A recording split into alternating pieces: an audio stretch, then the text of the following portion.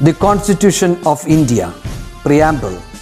We, the people of India, having solemnly resolved to constitute India into a sovereign, socialist, secular, democratic republic and to secure to all its citizens justice, social, economic and political, liberty of thought, expression, belief, faith and worship, equality of status and of opportunity, and to promote among them all fraternity, assuring the dignity of the individual and the unity and integrity of the nation.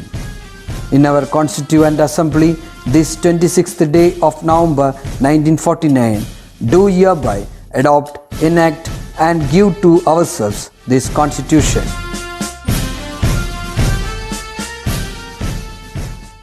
Welcome back, children. So how are you all? A bit tired after exams? I know last week was quite hectic, isn't it? But by now you would have understood the exam pattern questions for each subject, right? And I am sure you would have got rid of the exam fears also. Everything is for good. If you couldn't perform well this time, there's always a next time. But don't stop trying, okay? Now, shall we move into our topic? Last week we had a look into the periodic table which was given out by Henry Moseley. What did Henry Moseley say? He modified the Mendeleev's periodic table and said that in his periodic table or in the modern periodic table, elements are arranged in the increasing order of their atomic number. Moseley also modified the Mendeleev's periodic law, which said that if you arrange elements according to the increasing order of their atomic number, the elements will exhibit similar physical and chemical properties in groups, right? How about the groups and periods in modern periodic table? Yes, there were 18 groups and 7 periods, isn't it? So these were the facts we discussed about modern periodic table. Now, in this class, we are going to study in depth about the modern periodic table. Children, when you study about the periodic table, always keep the page in your textbook, okay? Keep open the modern periodic table in your hand, okay? And always have a look into the periodic table when I say some facts related to that, okay? So, we are going deep into the modern periodic table. Shall we have a look into the periodic table? Yes, this is the periodic table. Okay, what are the facts related to the elements you can identify when you have a look into this?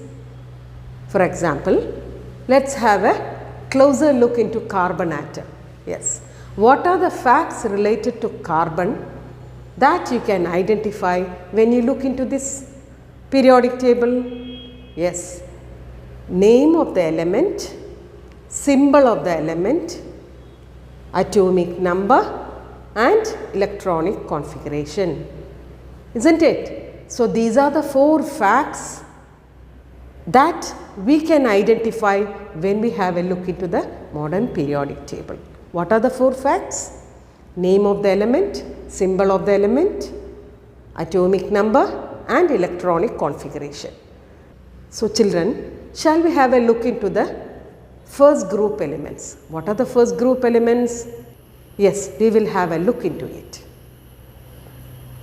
Hydrogen, lithium, sodium, potassium, rubidium, cesium, francium. Their atomic numbers are given in the second column. And look into the electronic configuration.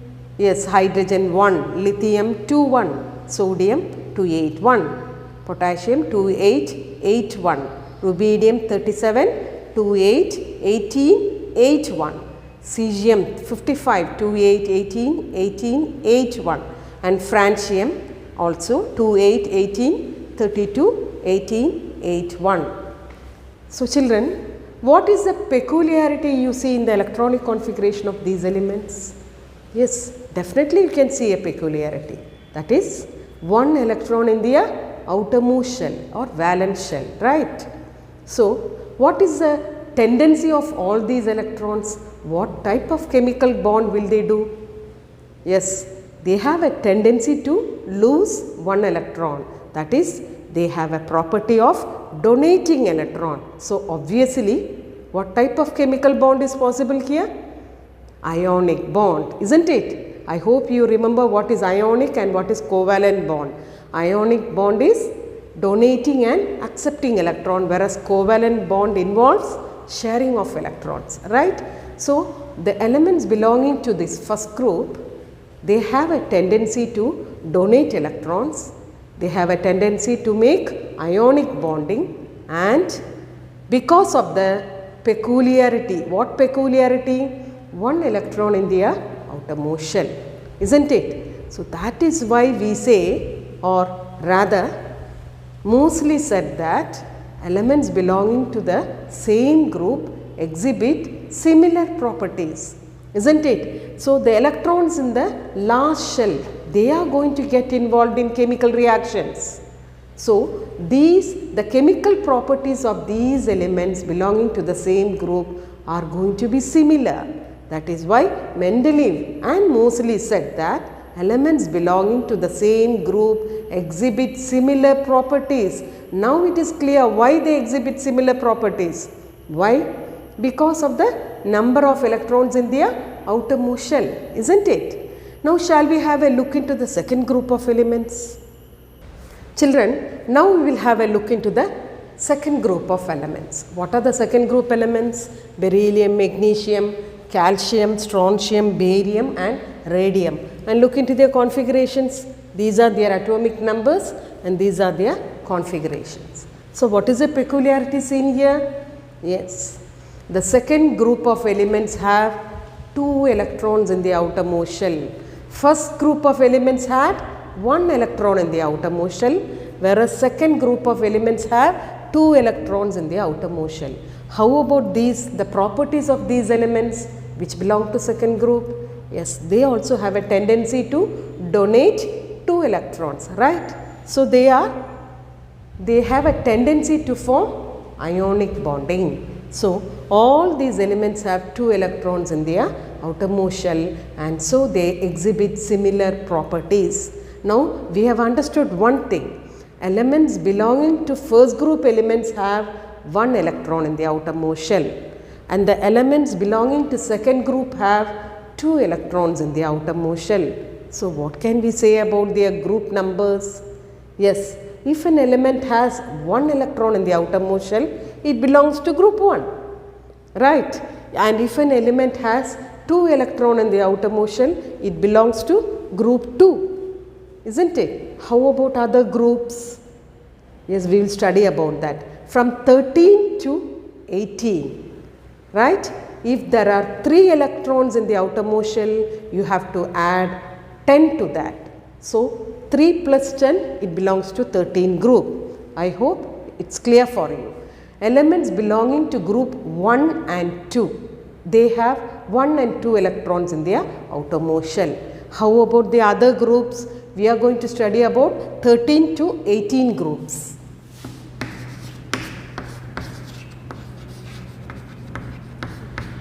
So, if an element has 3 electrons in the outermost shell, suppose, what is a 283?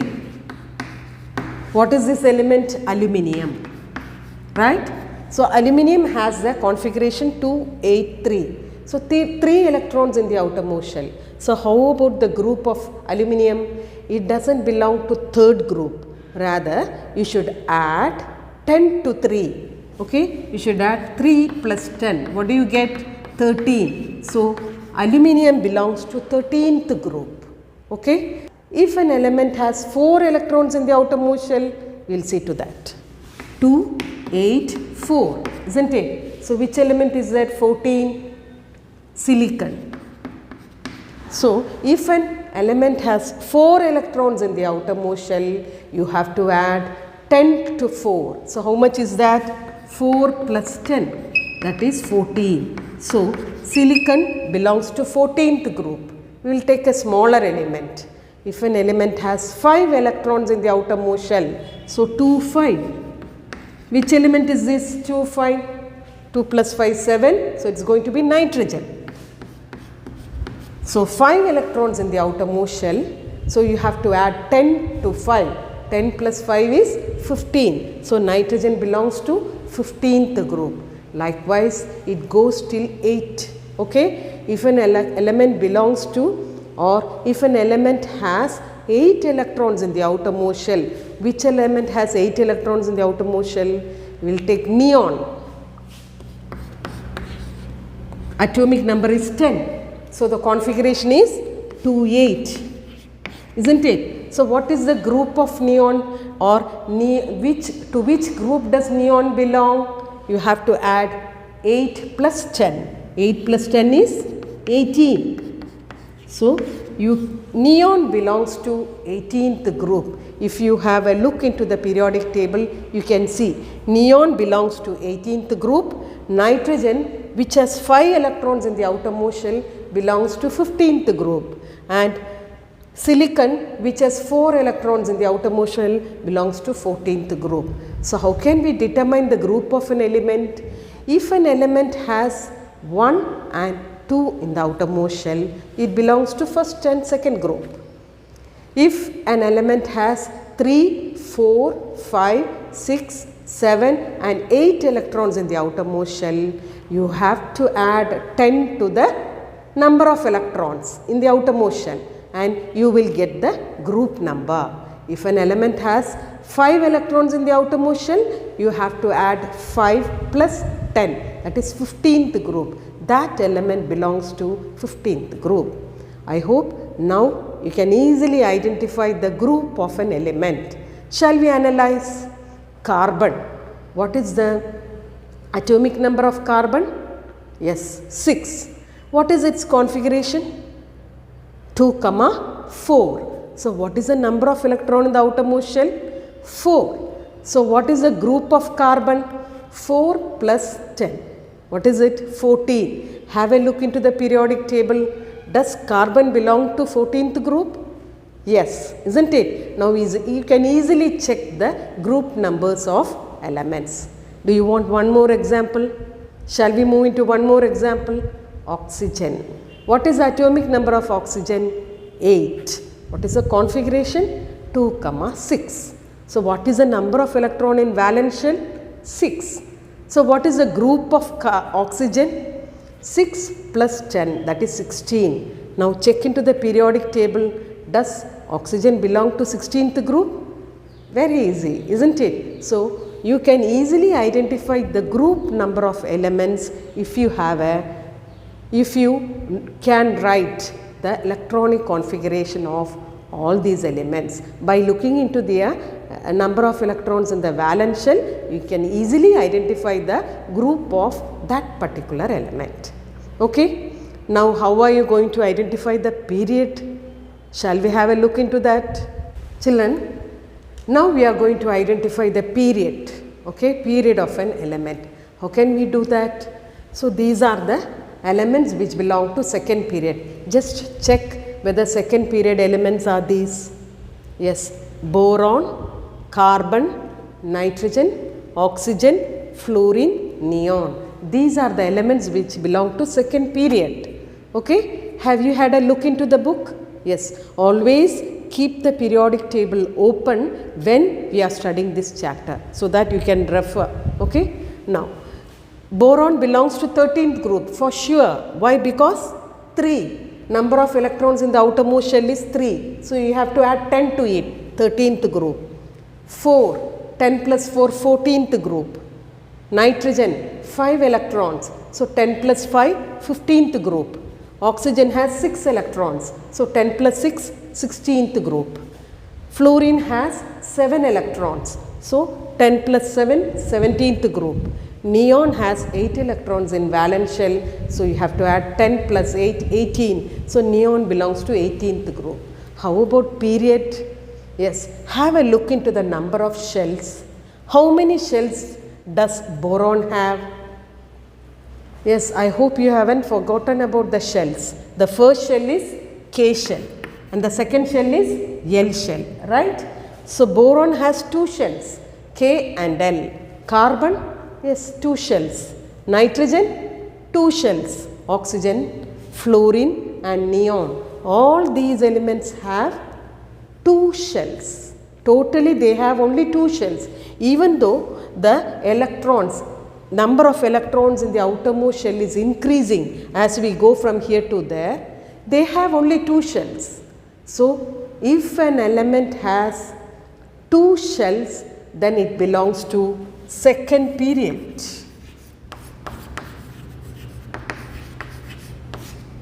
So, it is clear now. If an element has 2 shells, then it belongs to second period. What about 3 shells? Shall we analyze that also? Children, these are the elements belonging to third group. Sodium, magnesium, aluminium, silicon, phosphorus, sulfur, chlorine and argon. Look into their configurations. You can see 1, 2, 3 shells. All the elements have 3 shells, isn't it? K, L and M. All the elements belonging to third period have 3 shells. So, we can easily say these elements belong to third period, right? So, it is easy now to identify the group number and the period number of an element, isn't it? If an element has 4 shells, K, L, M, N, then it belongs to fourth period. You will study about all these elements in higher classes, okay? So, they are bigger elements with bigger atomic numbers, right? So, the group number and period number of an element can be easily identified provided you know the atomic number and if you can write the electronic configuration of an element. So, let me repeat it. If the number of electrons is 1 in the outermost shell, it belongs to group 1. If the number of electron is 2 in the outermost shell, then it belongs to group 2. If it is 3 to 8, you have to add a 10 to the numbers, then you will get the group number. For example, if it is 3, you add 10 to it, then it belongs to 13th group. How can you identify the period? By just counting the number of shells. If an element has only 1 shell, it belongs to first period. If an element has 2 shells, it belongs to second period and so on. Now, we are going to do more examples in this so that the concept is clear for you, okay? So, children, we have some examples here so that this concept gets clear for you, okay? So, here the electronic configuration of sodium is 281. So, how many number of shells are there? 1, 2, 3. So, 3 shells are there. So, sodium belongs to third group. How many shells are there for calcium? 1, 2, 3, 4. This is K, L, M and N, isn't it? So, 4 shells are there. So, calcium belongs to fourth period. Look at this. Gallium 2, 8, 18, 3. So, how many shells are there? 4 shells. So, gallium also belongs to fourth period. Iodine 1, 2, 3, 4, 5 shells are there. K, L, M, N, O, 5 shells. So, iodine belongs to fifth period. Okay. Now, children, we are going to say the period numbers. So, period number is 3. Here it is 4. Gallium, it is fourth period, it belongs to fourth period. And iodine also belongs to fifth period, right? This is fourth period and third period. Can you tell me the group number of all these elements? We are going to write the group number of all these elements. Yes. What is the group number of sodium? First group. And what is the group number of calcium? Look into the last electron. Yes, 2 electrons. So, for 1 and 2, the same group. So, it belongs to second group. Here, gallium belongs to, look at gallium, it has 3 electrons in the outermost shell. So, what is the group number? 3 plus 10, 13th group, 13th group, okay. So, iodine, it has 7 electrons in the outermost shell. So, what is the group number? 17. So 17th group. So for any element you can easily identify the group number and period number provided you have the electronic configuration. So identification of group number and period number is very important. You have lots of problems based on that. So I hope the concept is clear for you, right? Now children, based on the common characteristics of elements, we can classify elements into different groups. We have a table here in your textbook, we will see to that. The first group, group number 1 elements, that is the first group elements are called as alkali metals. What are first group elements? Hydrogen. You can look into the periodic table. What are the first group elements? Hydrogen, lithium, sodium, potassium, rubidium, cesium and francium. So these are called alkali metals. The second group elements, what are second group elements? Have a look into the periodic table. Beryllium, magnesium, calcium, strontium, barium, radium. These are all alkaline earth metals. The elements belonging to group 3 to 12, that is from scandium to zinc. These are the entire portion belongs to 3 to 12. So these are called transition elements, which is a big topic we will study in higher classes. So 13th group element is called as Boron family. Why is it called Boron family? Because it starts from boron. You can see boron, aluminium, gallium, indium, it goes on like that. And look at the 14th group elements. Yes, it is carbon family as it starts from carbon.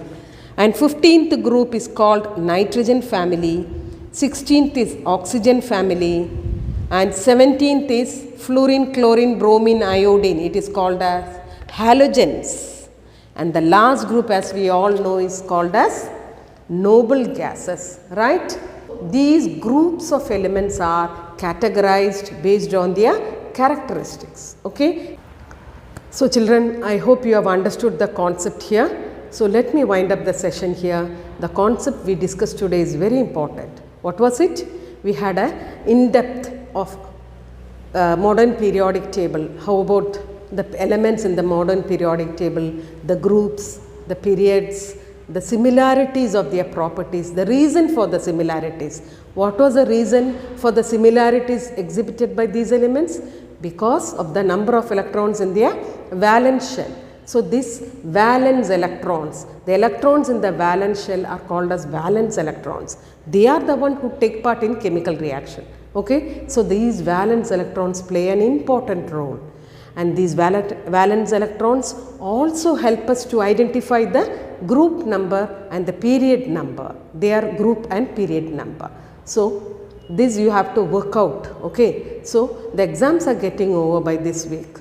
So you have to do this table which I solved here. Write it in your file. That's the only assignment. But to understand the concept, you have to repeatedly see the video. If you don't understand, still if your doubt persists, you can always call me, children. Never hesitate to call me and clear your doubt. Okay? So the exams which got over last week was good enough for me. Most of you have performed well, except for one or two. The reason may be they were quite shy to call me and clear their doubts. Maybe. So never hesitate, children. You can always call me, clear your doubts, and don't do the last minute study, because there is no theory in this year's chemistry. Okay? Everything is based on concepts. So if you understand the concept, you can answer the questions without confusion. So have a good day. Bye.